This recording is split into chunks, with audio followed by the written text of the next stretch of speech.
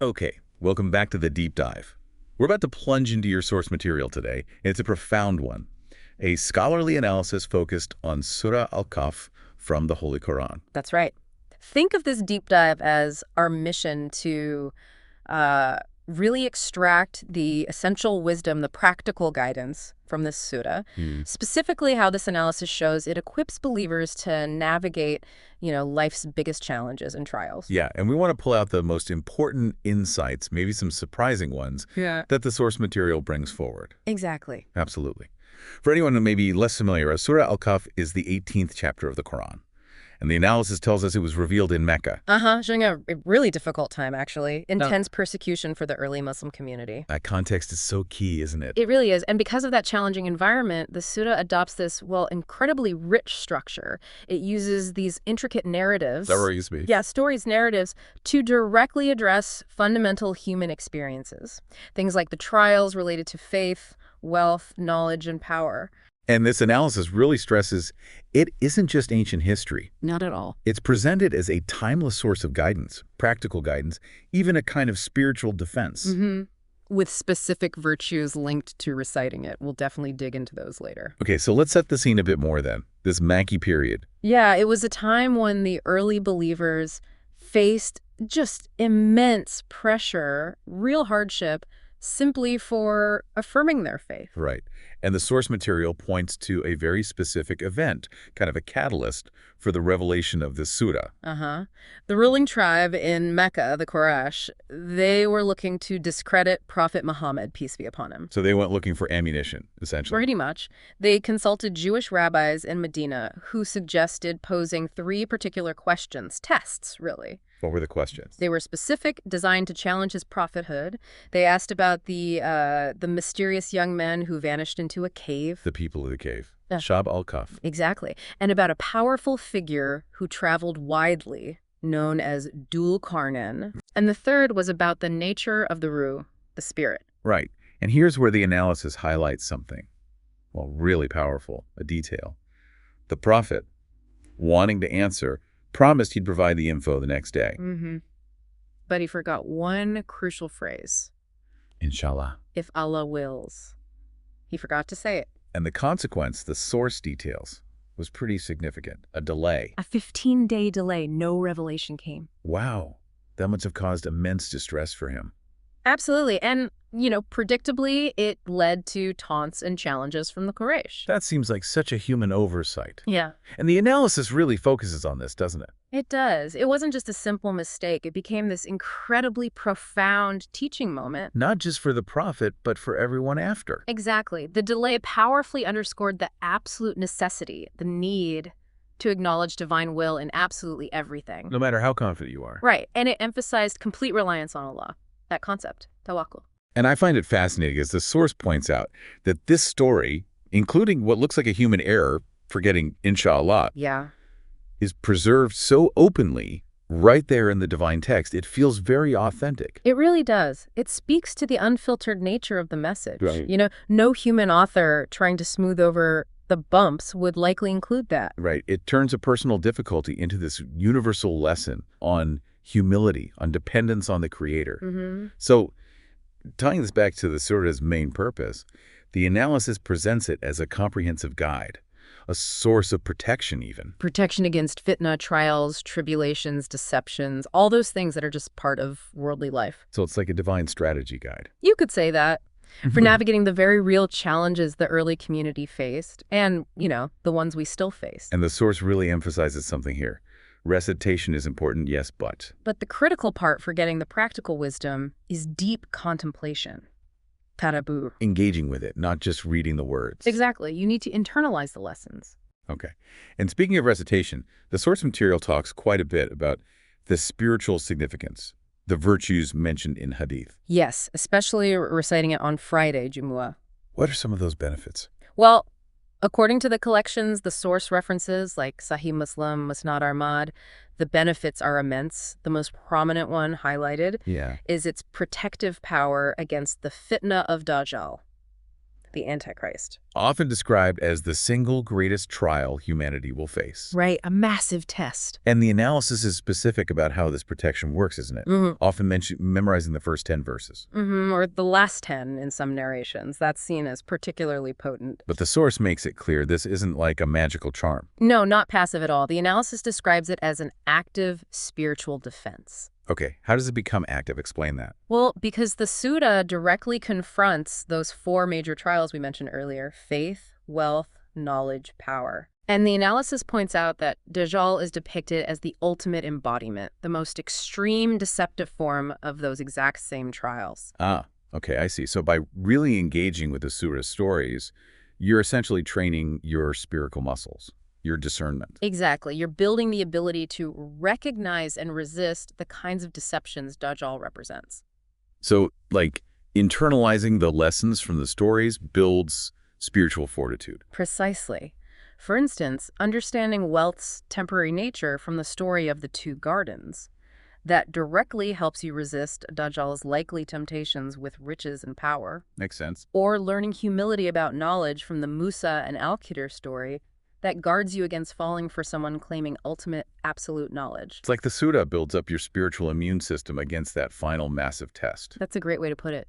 It equips you with unwavering Tawhid belief in the one God and the discernment needed to see through the greatest lies. Are there other virtues mentioned in the source? Yeah. Reciting it on Friday is said to bring a divine lightener between that Friday and the next. Symbolizing guidance and protection in daily life. Exactly. It's considered a highly recommended practice, a sunnah. And the source even mentions a narration about the sheer majesty of its revelation, revealed all at once. Mm-hmm. Accompanied by 70,000 angels, according to that narration. It really underscores the significance. It definitely highlights the divine weight given to this chapter. Truly. Okay, so let's get into the core of this surah then, what the analysis calls the 4 pillars of guidance. Right. These are the 4 main narratives, each giving a profound lesson against one of those major trials. And the first one tackles the trial of faith, the story of the people of the cave, Surah Al-Kahf. Yes, this is about those devout young men, the Fitya, living under a tyrannical king in a disbelieving town. They faced intense persecution just for their beliefs. So they made a radical choice. A huge choice. They decided to flee, prioritizing their faith over safety, over comfort, over everything. And they sought refuge in a cave. Mm-hmm. Turning to Allah, praying sincerely for his mercy and guidance. And then the miracle occurs. Allah causes them to sleep. A deep, protective sleep.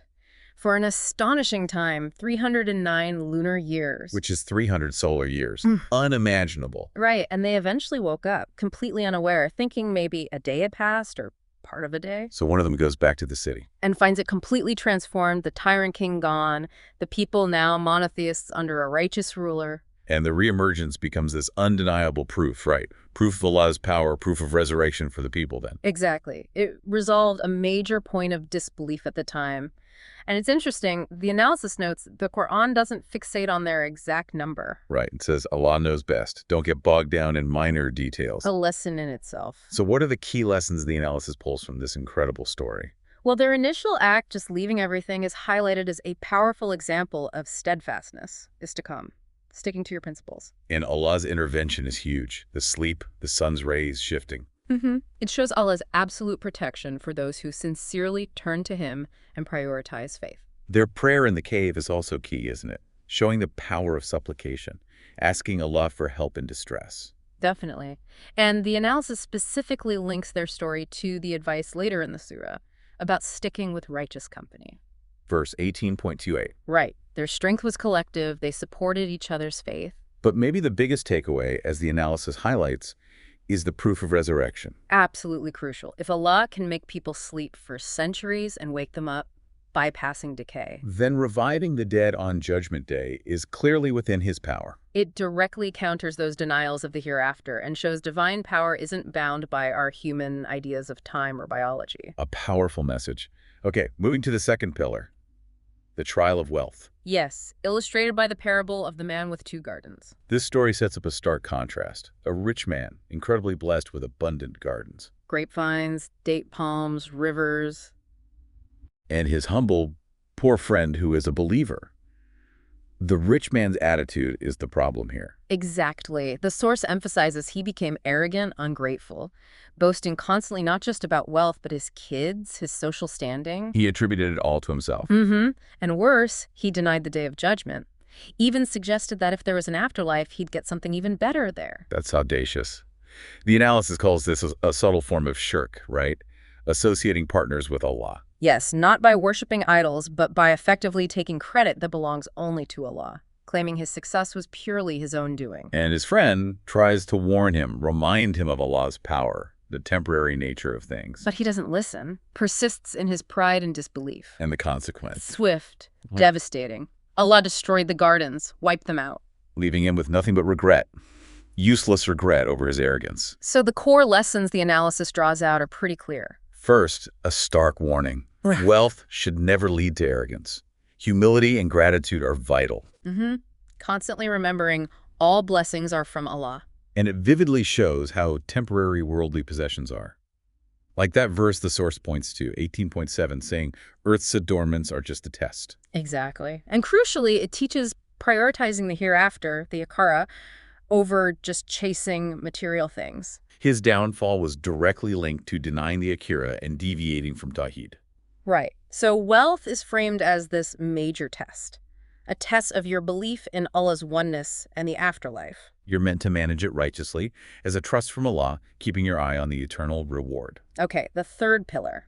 This one addresses the trial of knowledge. The fascinating encounter between Prophet Musa and Al-Khidr. Yes. It starts with Prophet Musa, peace be upon him, being gently corrected after implying he was the most knowledgeable person around. So Allah reveals there's someone else, Al-Khidr, who has a special kind of divine knowledge Musa doesn't have. Right. And Musa, always seeking knowledge, asks to travel with Al-Khidr to learn from him. Promising patience, promising not to question his actions. Verses 18.6667 mention this. But Al-Khidr performs 3 actions that, from Musa's perspective, seem completely wrong. Unjust, even. He damages a boat belonging to poor people. Kills a young boy. And repairs a falling wall for free in a town that was totally inhospitable to them.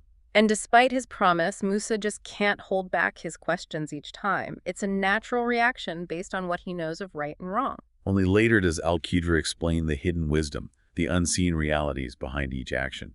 There are some incredibly deep lessons here. What does the analysis really focus on? Well, the immediate one is humility and seeking knowledge. Absolute knowledge that belongs only to Allah. We should always seek more, but recognize our own limitations. And it teaches patience saber with divine wisdom. So many things happen that seem confusing or unfair from our limited view.